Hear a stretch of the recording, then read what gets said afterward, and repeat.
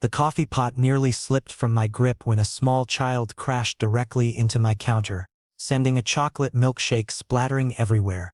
My name is Jacob, and I worked part-time as a barista at a cozy downtown cafe. I served coffee in the mornings and spent afternoons on my laptop completing digital art commissions, desperately trying to keep up with my crushing student loan payments. Every month felt like drowning, barely managing to pay rent while juggling the cafe's minimum wage and inconsistent freelance work. This particular Tuesday afternoon had been quiet, just 2 regular customers reading in the corner, and I'd been sketching a fantasy landscape commission on my tablet when chaos erupted. The 7-year-old boy in an expensive navy sweater and pressed khaki pants burst through the door like he was fleeing from danger. His eyes were wide with terror, tears streaming down his flushed cheeks, and he wasn't watching where he was going. He knocked over an abandoned milkshake glass, brown liquid splashing across my white apron and the counter, then grabbed my waist with a grip so tight I gasped. This terrified child clung to me like I was his only hope. "Please, please don't let them take me," he sobbed between desperate gasps, his small face buried in my shirt. "I can't go back. I can't breathe right." I froze completely. The other customers stared, an elderly woman half rising from her seat with concern, and I panicked internally about what to do with this unknown crying child whose name I didn't even know. I started gently patting his back, hoping somehow to calm him. The door flew open with such force the bell rang violently. A tall man rushed in, mid-30s with sharp features, a chiseled jawline and dark brown hair that had been perfectly styled but now looked disheveled. He wore an expensive gray Henley and designer jeans that screamed wealth, but his entire demeanor radiated desperate parental concern rather than arrogance. "Eddie, son. Listen to me." His voice strained to stay gentle despite obvious stress. "Remember what Dr. Chester taught you about breathing. Count with me. You're safe, I swear. Andrew." I learned his name later during proper introductions, but in that moment I just understood this was clearly Eddie's father. A blonde woman in her late 20s followed him inside, perfectly styled in an expensive cream silk blouse. Her expression showed pure irritation, her folded arms and tight jaw broadcasting that she desperately wanted to be anywhere else. "Andrew, we're 30 minutes late already," she snapped, completely ignoring the sobbing child. "This is exactly the pattern I warned you about. We can't keep rearranging everything, because Eddie has episodes." "Not now, Helen," Andrew said firmly without looking at her, his complete focus on the crying child still desperately clinging to me. I knelt to Eddie's level and immediately recognized this wasn't ordinary crying. His breathing was dangerously erratic and shallow, rapid gasps that weren't bringing in enough oxygen. His small hands gripped my shirt so tightly his knuckles had turned white, and his entire body trembled uncontrollably. I wasn't medically trained, but I clearly recognized a serious panic attack. "Hey buddy, listen carefully," I said softly and deliberately slowly, keeping my voice calm and steady. "My name is Jacob, and you're completely safe here with me. Nobody will hurt you or force you anywhere. I promise. Can you try something? Let's count together really slowly and breathe with each number. Ready? 1. I exaggerated slow counting, visibly demonstrating deep breathing so Eddie could see and copy the pattern. Surprisingly, his wet, frightened brown eyes met mine hesitantly, and he shakily tried following along. T2, his voice barely whispered. Andrew's expression transformed completely. The helpless panic in his tired eyes suddenly shifted to relief and absolute shocked disbelief, as if he'd witnessed a miracle he never expected from a stranger. Slowly, painfully slowly over the next few minutes, Eddie's dangerous breathing pattern gradually regulated. He still held on to me firmly, clearly needing that physical anchor, but his death grip loosened and his desperate sobs reduced to quiet hiccups. "I'm incredibly sorry about this disruption," Andrew finally said when Eddie had calmed enough, his voice carrying genuine embarrassment and utter exhaustion. "Eddie has severe social anxiety disorder. New environments and unexpected changes trigger these intense panic attacks. We were supposed to visit a new therapist today, but," he trailed off tiredly, running his hand through his hair and completely messing it up. "Does he need medical attention?" I asked with genuine concern, still gently rubbing Eddie's back. "Should I call someone?" His pediatrician Dr. Chester recommended emergency room visits if episodes last over 10 minutes or if he can't calm down. Andrew explained carefully, clearly having followed this protocol many times. But you calmed him in under 5 minutes. He looked at me like I possessed supernatural abilities. Helen sighed loudly in the background, clearly annoyed. Andrew, I have 3 critical meetings this afternoon that I absolutely cannot miss or reschedule. If you're planning another hospital visit, then leave, Helen, Andrew said flatly without bothering to look at her. I'll handle my son myself. Helen's perfectly made-up face tightened with obvious annoyance and perhaps wounded pride. But surprisingly, she didn't argue. Instead, she turned sharply and marched out, her expensive heels clicking aggressively against the wooden floor, clearly displaying her frustration. Andrew looked at me properly for the first time, genuine gratitude evident in his exhausted eyes. Thank you sincerely. I don't know what technique you used, but countless therapists, expensive specialists, and medications haven't worked this effectively or quickly. I honestly didn't do anything extraordinary, I admitted, slightly uncomfortable with the intense attention.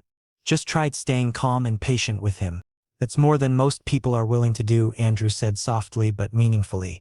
He insisted on taking Eddie to the hospital for proper evaluation. My cafe shift was ending anyway since I was covering someone else's hours as a favor, so I offered to come along because honestly I felt genuinely concerned about this frightened young child who still stood quietly beside me, occasionally touching my sleeve as if needing continuous physical reassurance. The emergency room was surprisingly empty that afternoon. An experienced pediatric doctor examined Eddie thoroughly, patient and kind throughout.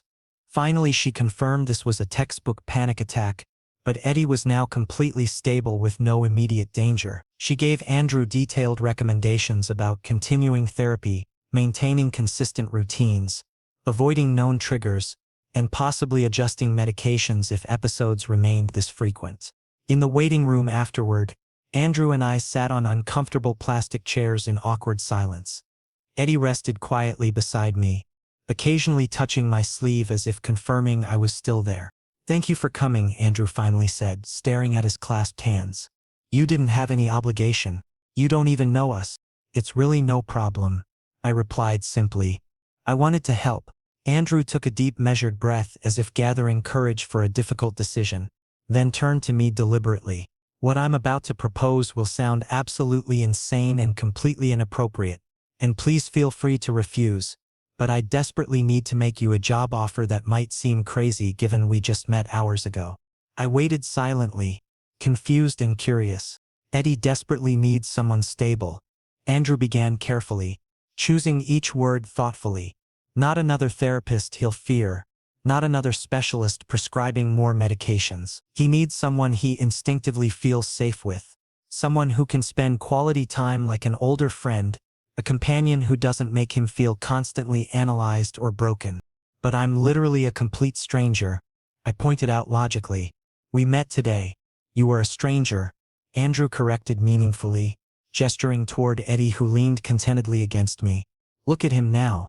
In 2 years of intensive therapy and countless specialists, nobody has gotten this response that you somehow achieved in 30 minutes. That means something significant. What exactly do you want from me? I asked carefully. 2 weeks initially, Andrew offered, pulling out an embossed business card. Trial period. Spend time with Eddie daily. Just be around him, do whatever makes him comfortable. I'll pay you substantially more than the cafe. If this works, if Eddie improves, we'll discuss something long-term with proper contracts. My brain rapidly calculated. My student loans were suffocating me financially with monthly payments I could barely afford. The cafe paid minimum wage and art commissions were frustratingly inconsistent. This offer could help tremendously, though it seemed almost too good to be true. How much exactly? I asked hesitantly. Andrew stated a figure equal to nearly 3 months of my current earnings. For 2 weeks' work. Deal, I said almost immediately, financial desperation overriding logical concerns. I can do this. Andrew visibly relaxed, relief evident on his exhausted face. Thank you genuinely. Can we start tomorrow? I'll text you the address and timing. But when I finally reached home late that night to my cramped studio apartment that was barely affordable, my anxious brain couldn't stop overthinking. What had I agreed to exactly? Going regularly to a stranger's home, spending time with his vulnerable child, professional boundaries completely unclear. But then I vividly remembered Eddie's terrified face, the desperate way he'd clung to me like I was his only anchor, and Andrew's exhausted, desperately hopeful eyes when he'd thanked me repeatedly. Maybe this was a crazy, impulsive decision. Maybe I was entering something complicated that I didn't understand.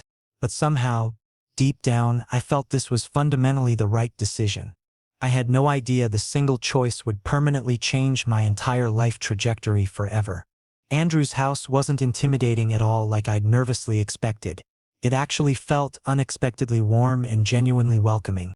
When I arrived at the provided address the next afternoon, admittedly nervous and definitely overthinking everything, I saw a beautiful modern two-story house with a meticulously maintained lawn and distinctly friendly neighborhood atmosphere. This wasn't some typical billionaire mansion like Hollywood movies constantly depict. This was genuinely a beautiful family home that was clearly lived in and obviously loved. Andrew personally opened the door, looking remarkably less stressed than yesterday. He wore comfortable casual clothes, a soft gray t-shirt and faded jeans, and for the first time I saw him without that constant desperate panic in his expression. "Hey Jacob, thanks for coming," he smiled warmly, actually reaching his tired eyes. "Eddie's been asking about you since he woke up this morning. Come in, make yourself comfortable." Inside, the home decor was pleasantly modern with warm, inviting colors carefully chosen. Numerous family photos were properly displayed on walls showing Eddie at various ages. Comfortable furniture that was both stylish and actually usable, and scattered colorful toys clearly indicated a child actively lived here. "I work from home mostly," Andrew explained while giving me a guided tour. "I run a tech consulting firm, and thankfully most meetings I conduct virtually through video calls, which lets me be physically present for Eddie daily, though honestly," he admitted sheepishly, being physically present and being genuinely emotionally available are proving to be very different things entirely. Eddie's excited squeal suddenly interrupted us. He came running enthusiastically down the stairs, actually smiling broadly with genuine joy, and without hesitation ran directly toward me. "Jacob, you actually came back," he said, bouncing slightly on his feet. "Papa said you would, but I worried maybe you wouldn't." My chest unexpectedly tightened emotionally. This young child was genuinely happy simply seeing me, as if I was already some important person in his limited life.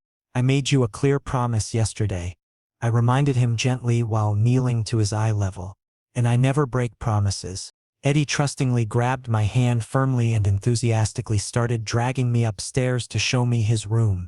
His room was perfectly typical for a 7-year-old, wonderfully colorful and charmingly chaotic in the best way. Toys were organized on shelves but clearly regularly played with. Books were stacked everywhere showing heavy usage. Creative drawings were taped prominently on walls showcasing his imagination. And surprisingly, there was a sophisticated gaming setup in the corner with a large monitor and comfortable chair. "Papa plays video games with me every weekend," Eddie explained proudly when he noticed me examining the setup. "Though honestly, he's really not very good. I almost always win easily." I genuinely laughed at his innocent honesty. "What kind of games do you particularly like?" "Creative building games mostly," he said eagerly, already pulling out controllers. "Where you can design elaborate cities or explore adventures without restrictions." "Papa diplomatically says they're educational," he whispered conspiratorially with a mischievous grin.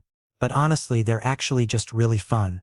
We sat comfortably on the floor and Eddie enthusiastically explained game mechanics thoroughly.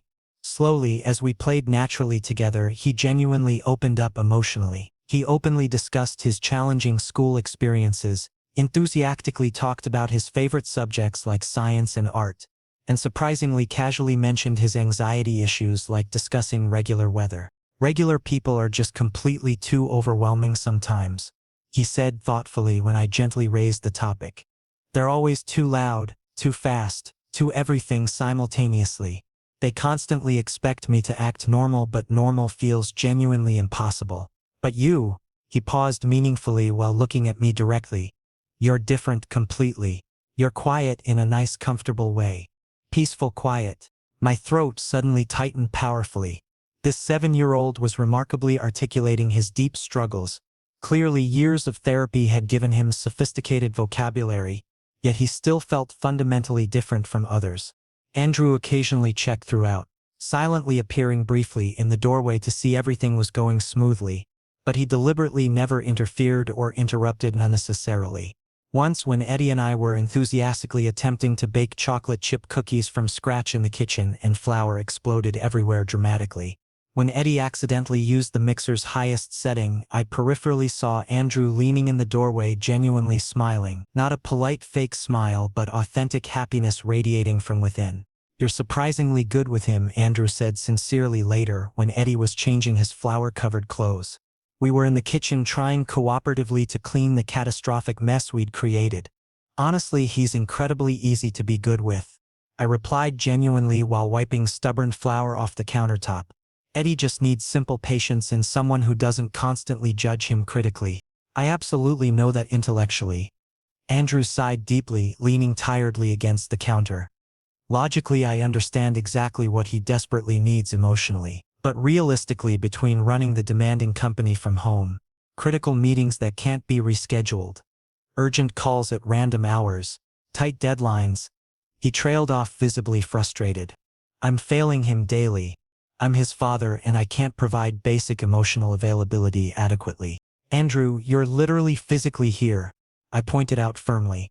"You're not constantly running to some office building, not hiding isolated in a mansion, not abandoning him with expensive nannies. You're genuinely trying hard. That honestly counts for significantly more than you think." Andrew's tired dark eyes met mine intensely, and I briefly saw something flash across his vulnerable expression that I couldn't properly identify. Deep vulnerability maybe, profound gratitude, or perhaps something deeper I was uncomfortable comprehending. Suddenly the doorbell rang sharply, abruptly breaking the intense moment. Andrew visibly tensed immediately, clearly not expecting anyone.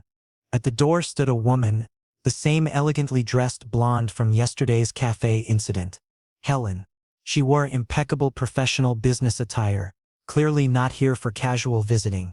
"Andrew, we absolutely need reviewing quarterly financial reports before tomorrow's board meeting," she said authoritatively while stepping inside confidently without waiting for invitation, her expensive heels clicking against the polished floor. "I've been calling you repeatedly all afternoon, but you haven't replied to a single message." She stopped abruptly when she suddenly saw me standing there. Her polished expression instantly shifted, smooth professionalism revealing clear assessment and subtle judgment. "Helen, this is Jacob." Andrew started calmly. "The cafe worker," Helen finished smoothly, her smile perfectly polite superficially but her eyes cold and calculating. "Andrew mentioned hiring someone temporarily for Eddie. I didn't realize it would happen so immediately." Eddie responded remarkably well to Jacob, Andrew stated, his tone noticeably defensive. "We discussed this clearly. We discussed hiring proper professional licensed childcare," Helen corrected coolly while deliberately setting her expensive leather folder on the counter. "I don't recall discussing casually bringing complete strangers into your private home without thorough background checks or credentials verification." "He's not random." Andrew's jaw visibly tightened. "And yes, comprehensive background checks are processing through proper official channels. I'm not careless." I felt increasingly uncomfortable standing there while some complex power dynamic played out that I didn't understand. "I should probably leave," I suggested awkwardly. Eddie settled comfortably and, "No, Jacob, please stay," Andrew said immediately and firmly. "We're almost done. Helen, can we discuss reports in my office? Privately." Helen's professional smile tightened noticeably, but she nodded gracefully. "Of course, Andrew." When they walked deliberately toward the office, I stood awkwardly in the kitchen, wondering if I should just leave. Their voices were frustratingly muffled through walls, but intensity was clearly audible, tones occasionally raised though specific words remained indistinct. 10 tense minutes later, Helen emerged, her professional mask perfectly in place but eyes noticeably colder when they landed on me. "So you're apparently the miracle worker," she said conversationally but with an unmistakable edge. "Andrew seems remarkably convinced you're exactly what Eddie needs." "I'm just genuinely trying to help," I replied carefully while maintaining politeness. How wonderfully noble, Helen smiled tightly, while deliberately stepping closer. Let me be direct, since Andrew is apparently too polite currently. Andrew and I have been building something substantial together for 3 years. Professionally, we've transformed his small startup into a thriving multi-million-dollar firm. Personally, she paused deliberately and meaningfully, we've been exploring possibilities that would mutually benefit both our futures and provide Eddie with proper, stable, traditional family structure. Her message was crystal clear. Back off immediately. You're temporary. I'm permanent. I'm only here for Eddie, I stated firmly. Whatever else is happening is none of my concern. Exactly right, Helen agreed with satisfaction. Whatever else is absolutely none of your business. Remember that clearly. She turned elegantly and left confidently, leaving me standing there feeling distinctly uncomfortable about whatever complex dynamics were operating. When I finally started leaving that evening, Eddie desperately grabbed my hand tightly. You're definitely coming back tomorrow, right? Promise properly? Absolutely promise, I assured him genuinely while gently ruffling his soft hair affectionately. Andrew silently walked me to my parked car outside, hands shoved deep in his pockets, looking visibly conflicted. I sincerely apologize for Helen's behavior, he said quietly. She's intensely protective of what she perceives as her established territory. Is she actually your girlfriend? I asked bluntly. Figuring straightforward honesty was better than awkward assumptions. It's genuinely complicated. Andrew sighed heavily. We've never been officially together romantically, but there's been considerable pressure from business partners, friends, even Eddie's therapist repeatedly suggesting a stable traditional two-parent household would significantly help his severe anxiety. Helen's professionally successful, financially responsible, patient enough with Eddie's issues. Logically, it seemed practical. But, I prompted. But pure logic isn't everything, he admitted honestly. Eddie tolerates her presence. That's the best accurate description. He doesn't naturally light up, doesn't spontaneously laugh, doesn't visibly relax. He just mechanically tolerates. Unlike with you, hung powerfully unspoken in the charged air between us. The situation is clearly complicated, I acknowledged carefully, but I'm here exclusively for Eddie. Everything else is secondary. Andrew's grateful smile was genuinely authentic. Thank you, Jacob. Seriously. Driving home later, my restless brain couldn't stop replaying Helen's territorial warning and Andrew's complicated explanation. I'd clearly entered some complex situation where boundaries were frustratingly blurry and expectations completely unclear. But then I vividly remembered Eddie's genuinely excited face when he saw me, his comfortable natural chatter while we played together, the innocent trusting way he'd naturally reached for my hand. 2 weeks trial period officially. I deliberately stay focused exclusively on Eddie, consciously ignoring other complicated dynamics. At least, that's what I firmly told myself repeatedly. But already, barely 2 days in, I distinctly felt the situation was rapidly slipping dangerously beyond my control. The next complete week passed surprisingly smoothly overall. Eddie gradually opened up confidently, progressively laughing more openly and freely, spontaneously talking and even enthusiastically sharing detailed school experiences voluntarily. Andrew provided me regular excited updates, genuine happiness clearly evident in his voice. Eddie's homeroom teacher, Mrs. Rodriguez, specifically mentioned he voluntarily participated in class discussion yesterday. Literally the first time this entire academic year he's actively contributed in class. I officially commuted daily to Andrew's beautiful house. He'd set surprisingly generous fair pay, but I still deliberately continued part-time at the cafe cautiously, wanting to maintain a financial safety net, just in case. One unexpected night, Andrew's urgent panicked call came suddenly at exactly 2 in the morning. Jacob, I'm really sorry to bother you this unreasonably late, but Eddie's having severe recurring nightmares. He's specifically asking for you by name repeatedly. I immediately drove over quickly without hesitation. Eddie was desperately crying, visibly terrified. The scary monsters came back in my bad dreams. Jacob. I sat patiently with him comfortingly, quietly telling soothing stories gently until eventually he gradually fell peacefully asleep, but significantly while gripping my hand firmly like a physical anchor. Please stay here tonight, Andrew whispered softly and desperately. Use the guest room comfortably. Please, Jacob. I agreed and stayed. And then surprisingly the next night consistently brought the same situation because Eddie specifically requested it emotionally. Slowly and gradually I essentially started practically living there naturally, officially still formally labeled as temporarily staying, but practically and realistically I'd effectively moved in completely. Andrew was surprisingly remarkably easy to live with comfortably.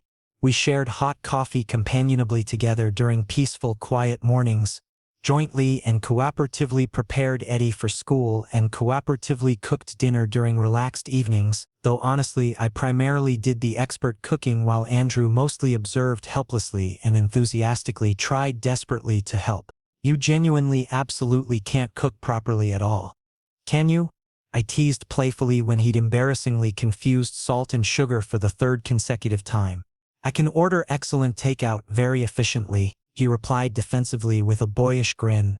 This was unexpectedly and dangerously domestic. Comfortably natural, complicated, dangerous territory. Helen's unwelcome involvement noticeably increased significantly and deliberately. She frequently and suspiciously randomly dropped by with flimsy convenient business pretenses.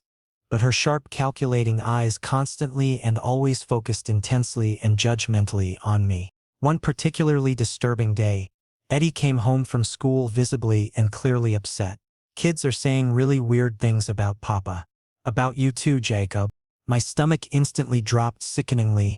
What specific kind of things? That you're Papa's boyfriend now. That I suddenly have two dads living together. But they're definitely not saying it nicely at all. Andrew's jaw immediately clenched visibly. Who exactly is saying these things? I don't know specifically, but literally everyone's talking and whispering constantly. Helen had suspiciously and conveniently visited that exact precise day, coincidentally. Genuine coincidence? I seriously and strongly doubted it. Andrew gently confronted me later, privately. Genuinely worried but not angry. If this situation negatively affects Eddie's well-being fundamentally. Need to what exactly? Stop completely? Pretend I don't genuinely care anymore? People talk cruelly, especially about situations like, and Eddie is genuinely happy for the first time in months. I declared firmly and passionately. That matters infinitely more than gossip. Andrew stared intently, visibly conflicted. You're absolutely right. I don't want him hurt ever. Neither do I. Ever. We stood dangerously close physically. The sexual tension was impossibly thick and palpable. Andrew's phone suddenly rang sharply, breaking the intense charged moment. But when he reluctantly left to take the call, my heart was racing completely uncontrollably. This situation was becoming complicated rapidly and dangerously, and I knew crossing certain lines would change absolutely everything permanently. The rumors circulating at Eddie's school weren't entirely baseless, even if malicious. There was something genuine building between Andrew and me, something neither of us had explicitly acknowledged yet, but both definitely felt intensely. The real problem wasn't whether we had feelings. The problem was what acting on those feelings would mean for Eddie, for Andrew's company, for my own uncertain future. Helen clearly saw me as a threat to whatever plans she'd carefully constructed over 3 years. The judgmental parents at Eddie's school saw our unconventional arrangement as inappropriate and potentially harmful. Even Andrew's own internal struggle was visible every time our eyes met for slightly too long or our hands accidentally brushed while cooking together. I'd come here for a simple 2-week trial as Eddie's companion. Nothing more complicated than spending time with an anxious child who needed patience and kindness. But somehow in less than 2 weeks I'd become entangled in Andrew's entire life. I was living in his house, sharing meals with his family, becoming the person Eddie called for during nightmares. The boundaries had blurred so completely I couldn't identify where my job ended and something else entirely began. That evening after Eddie fell asleep, Andrew found me on the back patio, staring at the city lights below. He brought 2 beers and handed me one without asking, sitting beside me on the wooden bench. We should talk about what's happening, he said quietly after a long silence. Should we? I asked carefully, not sure I was ready for whatever conversation this would become. Helen came by specifically to warn me today, Andrew continued, staring at his beer bottle. She said the rumors at Eddie's school are getting worse. that parents are complaining formally, that some are even suggesting social services investigate our living arrangement. My blood ran cold. Are they serious? Helen thinks they might be. She suggested I should publicly confirm that she and I are together, that you're just temporary hired help, that everything is completely normal and traditional. He paused significantly. She offered to move in here to make it look more legitimate. What did you say? I asked, though I wasn't entirely sure I wanted to know. I told her no, Andrew said simply, finally looking at me directly. I told her this arrangement with you is working better than anything else has for Eddie in 2 years, and I'm not changing it regardless of what judgmental people think. Andrew, if this is really threatening your custody or Eddie's well-being. It's not, he interrupted firmly. Helen's exaggerating to manipulate the situation. Yes, some parents are gossiping, but there's no actual investigation or formal complaints. She's trying to scare me into making her vision of my life happen. What is her vision exactly? Traditional corporate power couple. Merging our companies officially. Providing Eddie with what she calls a proper family structure. Meaning her as stepmother. Andrew laughed bitterly. She has it all planned perfectly. Except she forgot to consider whether Eddie or I actually want any of it. What do you want? I asked quietly. Andrew was silent for a long moment. And when he finally spoke, his voice was barely audible. I want Eddie happy. I want him thriving like he has been these past 2 weeks. I want to stop pretending that a loveless practical arrangement is somehow better than being honest about what I actually feel.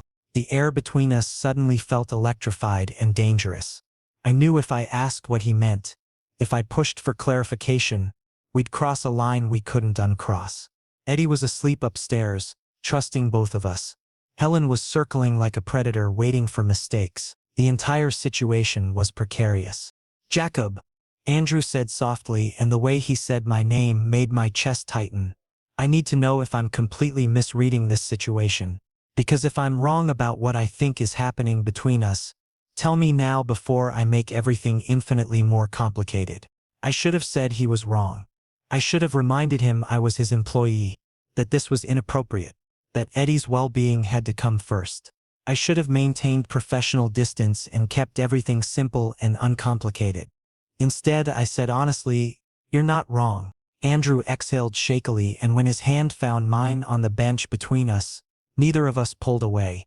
We sat there in charged silence, holding hands like teenagers, knowing we'd just acknowledged something that would change absolutely everything.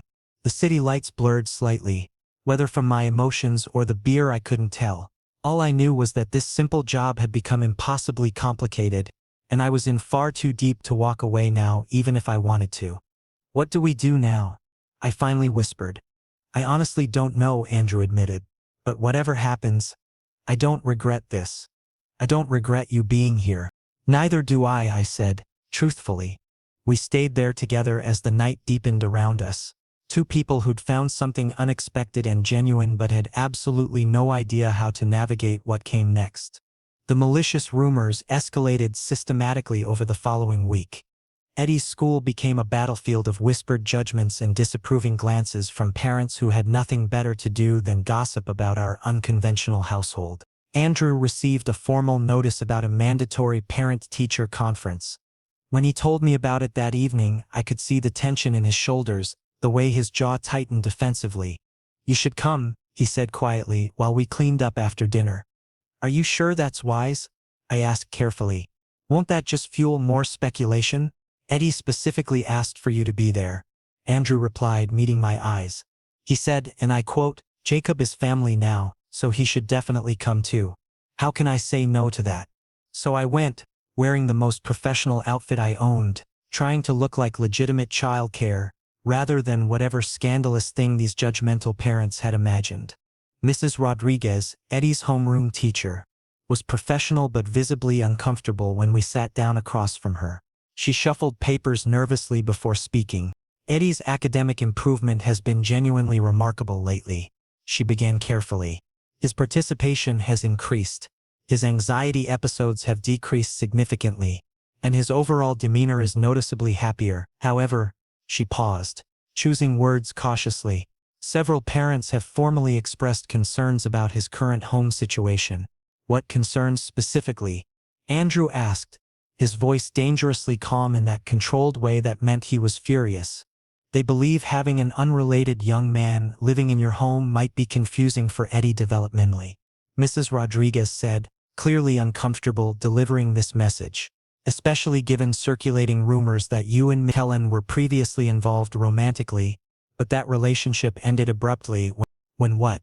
Andrew interrupted sharply. Let me be extremely clear. Helen and I are business associates. We have never been romantically involved, never been engaged, never been anything except professional partners. Whatever gossip is circulating is completely fabricated. Mrs. Rodriguez hesitated. That's not the narrative being shared currently. Parents are suggesting Eddie is being raised in an unstable environment with inappropriate influences. My blood boiled instantly. This was absolutely Helen's calculated work, deliberately spreading malicious lies to force Andrew's hand. Andrew's carefully maintained composure cracked visibly. My son's emotional health is my absolute priority. If small-minded people want to gossip, that's their issue entirely. But don't you dare suggest Eddie's home is unstable when he's thriving for the first time in years. This meeting is over. He stood abruptly and I followed, walking out while Mrs. Rodriguez called after us apologetically. In the car, Andrew drove in tense silence, his knuckles white against the steering wheel. I'll move out immediately, I said quietly. If my presence is causing this much trouble. Absolutely not, Andrew's response was immediate and firm. Never suggest that again. Andrew, be realistic. You're the best thing that's happened to Eddie, he said intensely, to both of us. I'm ending whatever people think exists between Helen and me, publicly and officially, just because of rumors, because it's the right thing, Andrew said, glancing at me briefly, and because I'm exhausted pretending I don't feel things I shouldn't feel. My breath caught sharply. We arrived home to find the babysitter reading peacefully while Eddie slept soundly upstairs. After she left, Andrew and I stood in the living room, dangerous electricity crackling between us in the quiet house. Andrew, we can't acknowledge this stopped being professional weeks ago, he challenged, stepping closer. You're my employer, Eddie's father. This is inappropriate. Complicated, Andrew corrected, moving even closer, but I can't ignore it anymore. Can you? I couldn't speak because honestly, no. I couldn't ignore it either. Andrew's hand reached up hesitantly, touching my cheek gently. Tell me to stop and I will. I didn't tell him to stop. He kissed me then, gentle at first, questioning as if terrified I might disappear. When we finally broke apart, both breathing hard, the world had shifted fundamentally. This changes everything, I whispered. I know. Helen will retaliate. Helen doesn't matter, Andrew said firmly, his forehead resting against mine. Only you and Eddie matter. But harsh reality arrived the next morning when Helen showed up unannounced, her expression venomous when she saw us having breakfast together. So the rumors are true, she stated coldly. Helen, we need to talk privately. Andrew started. Oh, we'll talk, she smiled dangerously. At tonight's company gala, publicly. Let's see how your investors react to this situation. She left dramatically and Andrew went pale. The gala, he said quietly. Major investors, board members, media coverage. I completely forgot. Don't attend, I urged. I have to, he said, then grabbed my hand firmly. Come with me. Andrew, that's insane. I'm finished hiding, he said intensely. Come with me, please. And in that critical moment, I knew this was our point of no return. The elaborate gala was exactly as intimidating as I'd nervously imagined it would be. Crystal chandeliers hung from impossibly high ceilings, casting prismatic light across designer gowns and expensive tuxedos. People worth millions chatted casually about stock portfolios and vacation homes while servers circulated with champagne. I felt completely out of place in my borrowed suit, conspicuously younger and less polished than everyone surrounding us. Andrew stayed protectively close, his hand occasionally touching my lower back or arm. Gestures that were deliberately obvious to anyone paying attention. And people were definitely paying attention. Whispers started almost immediately when we entered together. Helen made her entrance perfectly timed for maximum dramatic impact. She walked confidently to the stage during the informal announcements portion of the evening and took the microphone with practiced ease. "I'd like to address some rumors circulating recently," she said with a sweet smile that didn't reach her cold eyes. "Andrew and I have been professional partners for years, building something significant together. There were rezas about making our partnership personal as well. But apparently Andrew has discovered other interests that take priority now." Cameras turned toward us. My stomach dropped sickeningly. "I wish him genuine happiness," Helen continued, venom dripping from every word despite her pleasant tone. "Though I worry about what kind of stability this provides for his son, who struggles with severe anxiety already. But we all make our choices, don't we?" The implication was crystal clear to everyone present. Andrew's grip on my arm tightened briefly. Then he walked confidently toward the stage. Helen looked momentarily surprised when he approached. "May I address this as well?" he asked politely but firmly. Helen stepped aside reluctantly, her smile faltering. "Since we're discussing rumors, let me clarify facts," Andrew said, his voice calm but carrying clearly through the room. "Helen and I explored a potential business merger. Nothing more. That possibility is completely finished.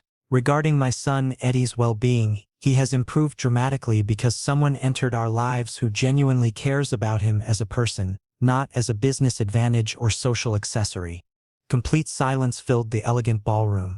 "I understand this situation is unconventional," Andrew continued steadily. "I know people will judge harshly, but I'm finished living for appearances and other people's approval. My priority is Eddie's genuine happiness and emotional health. And yes, my own happiness as well. If that costs me business relationships, so be it." He walked off the stage confidently, took my hand firmly, and we walked out together through the silent crowd. The media frenzy erupted immediately outside. Camera flashes blinded us. Reporters shouted questions over each other. Microphones thrust toward us aggressively. We drove home in stunned silence, adrenaline slowly crashing. "Did you just publicly come out about us?" I finally asked. "Yes." Andrew laughed, slightly hysterical. "I actually did that. Oh God, what did I just do? Your company, your reputation, your investors will survive or they won't," he said. "But I couldn't stand there and let Helen paint you as some villain corrupting my household when you've done nothing except help my son thrive." My throat felt impossibly tight. At home, the babysitter quickly updated us that Eddie had slept peacefully, completely unaware of the drama unfolding. Andrew and I collapsed exhausted on the living room couch. "Tomorrow's headlines will be brutal," Andrew said softly. "Probably," I agreed. "Investors might withdraw funding. The board might demand my resignation." "Yeah, they might. But I don't regret it," he said, looking at me directly. "Do you regret any of this?" I thought carefully about everything that had happened, everything that would likely happen next. "No," I said honestly. "I don't regret anything." Andrew kissed me then, desperate and grateful and terrified all at once. That night, tangled together on the couch, long after we should have gone to our separate rooms, we both understood a storm was coming that might destroy everything Andrew had built professionally. But we also understood that some things mattered more than business success or social approval. Eddie's genuine happiness mattered. Our own happiness mattered. Whether the world outside these walls agreed didn't change what we'd found together. An unconventional family perhaps, one that judgmental people would criticize and gossip about endlessly, but it was real and honest and ours, built on genuine care rather than social convenience or business advantage. The headlines would indeed be brutal. The consequences would be significant. But for the first time in months, maybe years, Andrew looked genuinely at peace despite the chaos we just deliberately unleashed. Sometimes the right choice is also the hardest choice, and we just made ours publicly and irrevocably. The following month became an intense emotional roller coaster that tested everything we'd built together. Media coverage was predictably divided. Some outlets praised Andrew's honesty and authenticity, celebrating his willingness to prioritize family over corporate image. Others criticized him harshly, questioning his judgment and fitness as both a CEO and parent. Andrew's company stocks dropped initially, causing panic among investors, but surprisingly recovered when younger, more progressive investors actually increased their holdings specifically because of his transparency. The board held an emergency meeting. Andrew came home afterward looking exhausted but relieved. They'd voted to keep him as CEO, prioritizing his proven business results over their personal opinions about his private life. Eddie faced intensified bullying at school initially. Kids could be incredibly cruel, repeating ugly things they'd overheard from gossiping parents. He came home crying several times that first week, asking questions we struggled to answer in age-appropriate ways. But Eddie's school principal turned out to be surprisingly supportive. She organized a special assembly about diversity, acceptance, and different family structures. She invited parents to discuss their concerns openly rather than spreading rumors. Some parents complained predictably, but significantly more offered genuine support, including several other non-traditional families who'd felt isolated previously. And Eddie himself proved surprisingly brave. When his teacher announced the annual talent show, Eddie volunteered to participate despite public speaking being his absolute worst fear. He wrote an original poem titled "My Family" and practiced it obsessively for weeks. Performance day arrived with the auditorium packed with students, parents, and teachers. Andrew and I sat in the front row, both nervous about how the audience might react. Eddie walked onto the stage looking terrified, his small hands shaking visibly. But then he spotted us, took a deep, courageous breath, and began speaking clearly. "My family isn't like others. And that's perfectly okay. I have a papa who works really hard, but always makes time for what matters. I have someone who came into our lives unexpectedly and made everything brighter and better. They taught me that family isn't about what other people think or say. It's about who shows up when you're scared, who cares when you're struggling, who stays even when things get complicated and difficult." My vision blurred with tears I couldn't control. The audience erupted in genuine warm applause. Eddie grinned broadly, looking prouder than I'd ever seen him. Afterward, we celebrated with ice cream. Eddie sitting between us radiating happiness, recounting every moment of his performance enthusiastically. "Mrs. Rodriguez said I was incredibly brave," he said, chocolate ice cream smeared on his chin. "She said families come in all different types and mine is beautiful." Andrew and I exchanged emotional glances across the table, both struggling not to cry again. Weeks later, Andrew's parents finally visited, having avoided meeting me despite repeated invitations. The initial interaction was predictably awkward. They were polite but reserved, clearly still processing their son's unconventional choices. But when they saw Eddie, genuinely happy and thriving, their expressions gradually softened. They watched him laugh freely, talk enthusiastically about school, confidently interact with both Andrew and me without anxiety or fear. "He's remarkably different," Andrew's mother admitted quietly to me later. "In the absolute best way possible. Whatever you're doing, it's clearly working beautifully." Andrew's father pulled me aside before they left. "I won't pretend I fully understand this situation," he said honestly, "but I can clearly see what you've done for my grandson.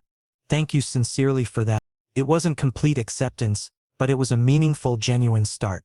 That evening, Andrew and I stood together on the back terrace under the stars. "Think we'll ever have a normal life?" I joked. "Define normal." Andrew smiled. "We're already pretty far from conventional. But you know something?" He turned to face me fully. "I genuinely don't want normal anymore. I want exactly this." "Me too," I agreed softly. Andrew kissed me gently. "Eddie asked me something important today," he said after a moment. "What did he ask?" "If you're officially his other dad now? Or if we need legal paperwork to make it real?" My heart stopped completely. "What did you tell him?"